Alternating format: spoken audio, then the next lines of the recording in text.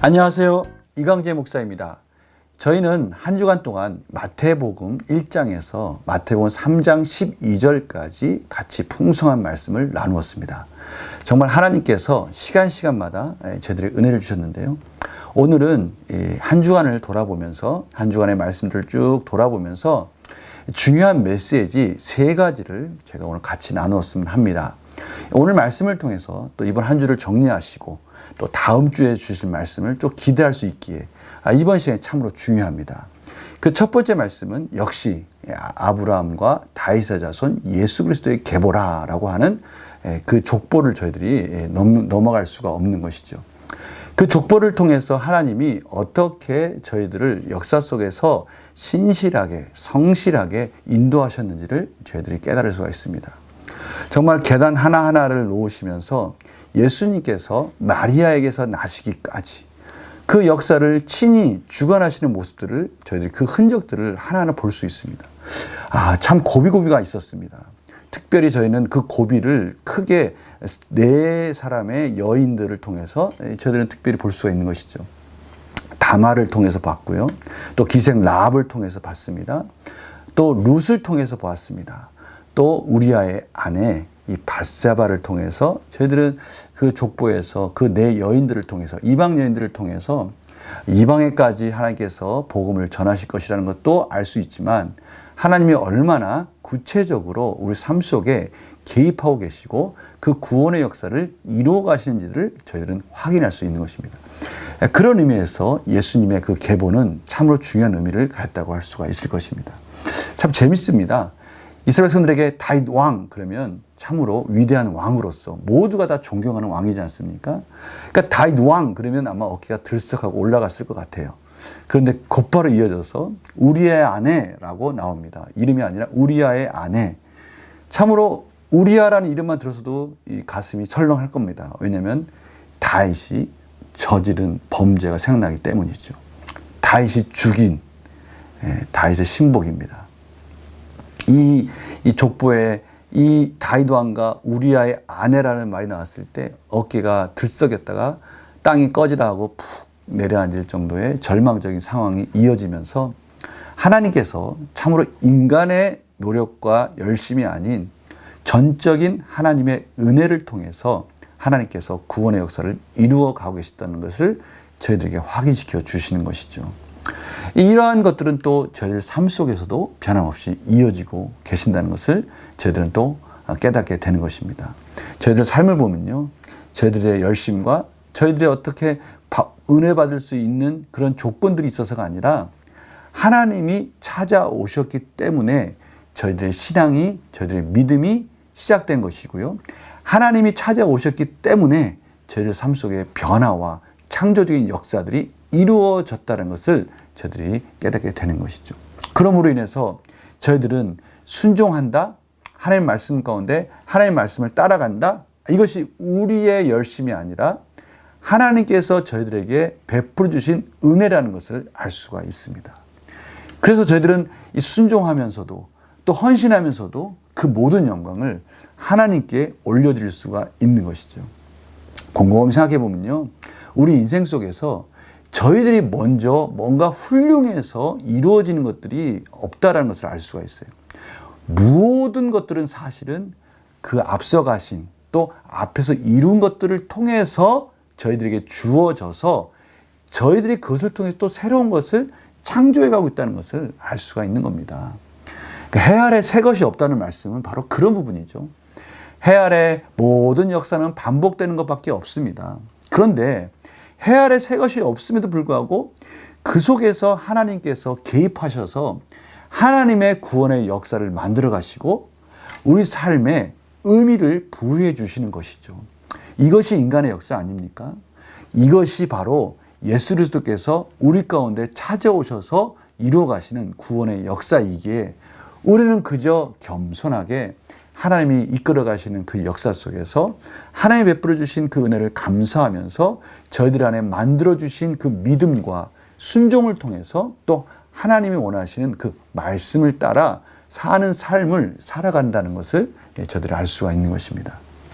바로 이 족보, 예수 그리스도의 계보를 통해서 역사 속에 찾아오신 하나님을 구체적으로 저들이 만날 수 있는 것이죠. 그런데요, 또 한 걸음 더 들어가면 요셉에게 찾아오시는 하나님을 통해서 얼마나 구체적으로 저들에게 찾아오시는지를 저희들이 깨달을 수가 있어요. 요셉은 의로운 사람이다라고 그렇게 설명하고 있습니다.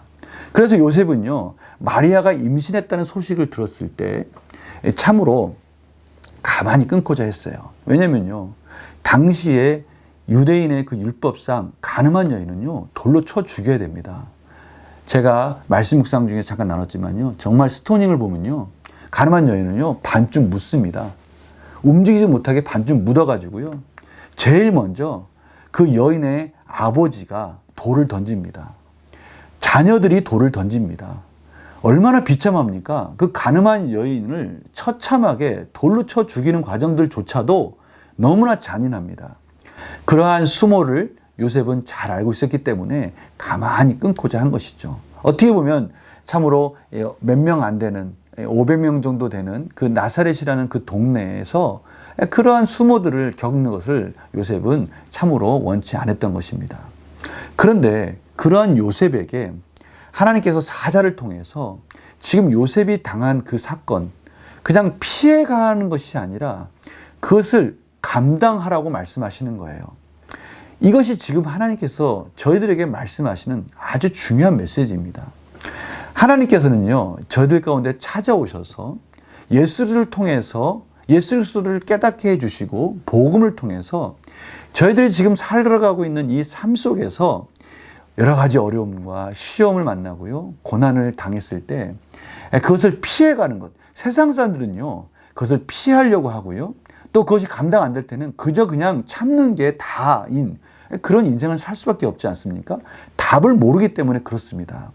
그런데요, 요셉도 어떻게 보면요, 그렇게 가만히 끊는 것이 하나님의 지혜인 줄 알았겠죠. 그런데 하나님은요, 요셉에게 찾아가셔서 구체적으로 4가지를 설명해 주십니다.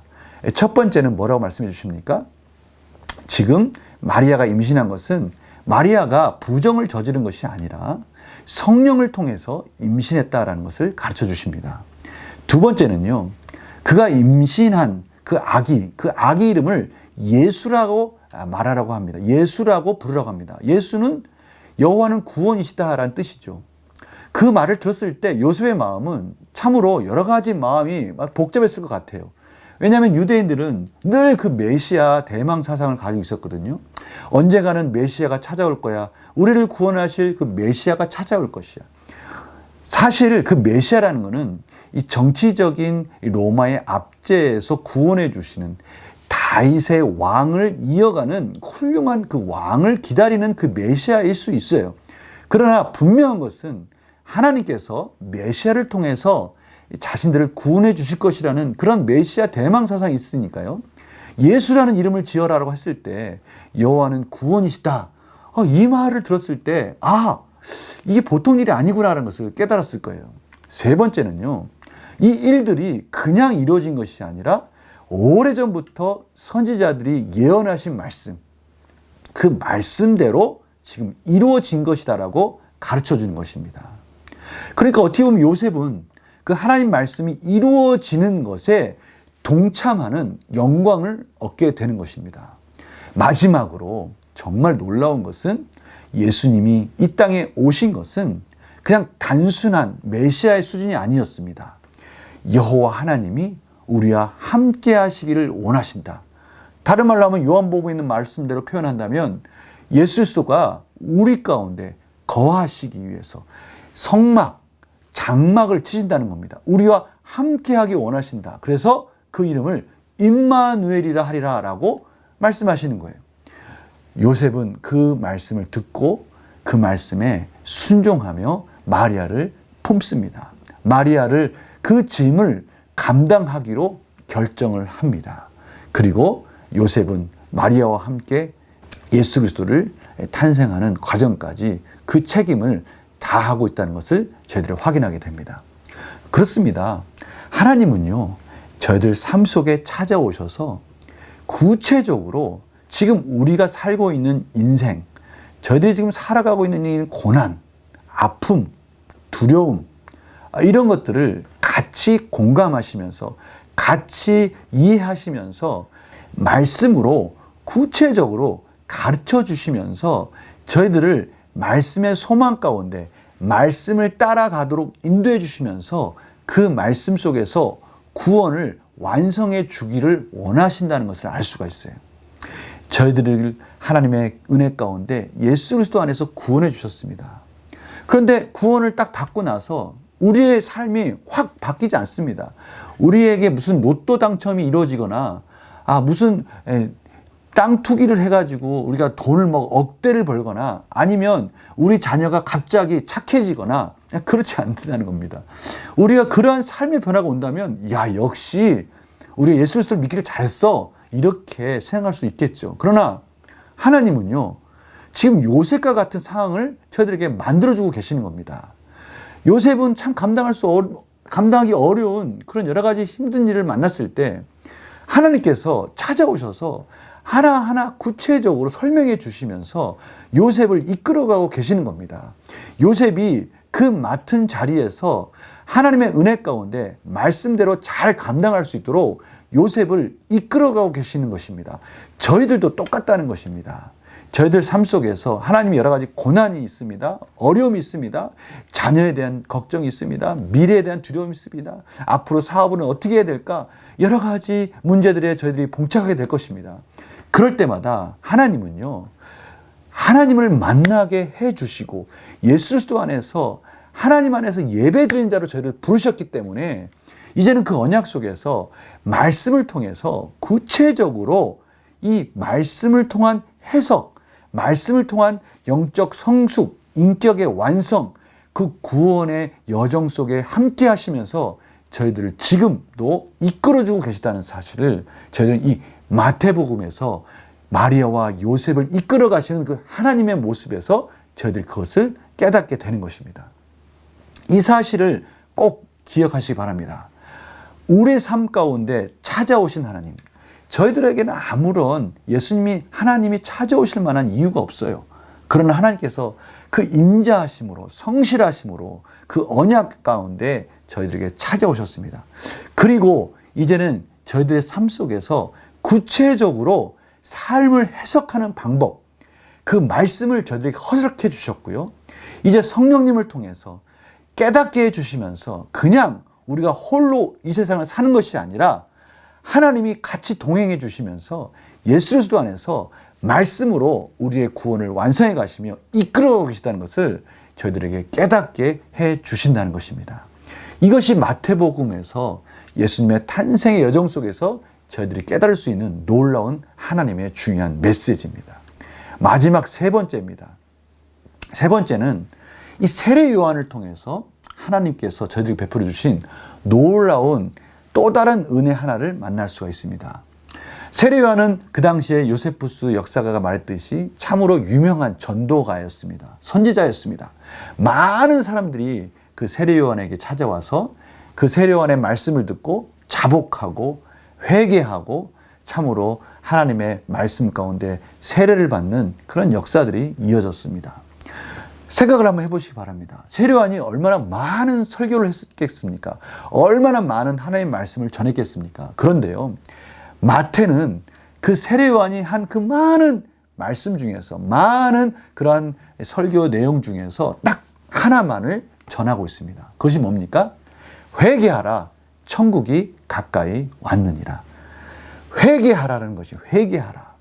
이것은 참으로 하나님의 자녀가 하나님 안에서 누릴 수 있는 놀라운 축복의 통로라는 것을 알 수가 있습니다. 저는 이것을 잊으면 안 됩니다.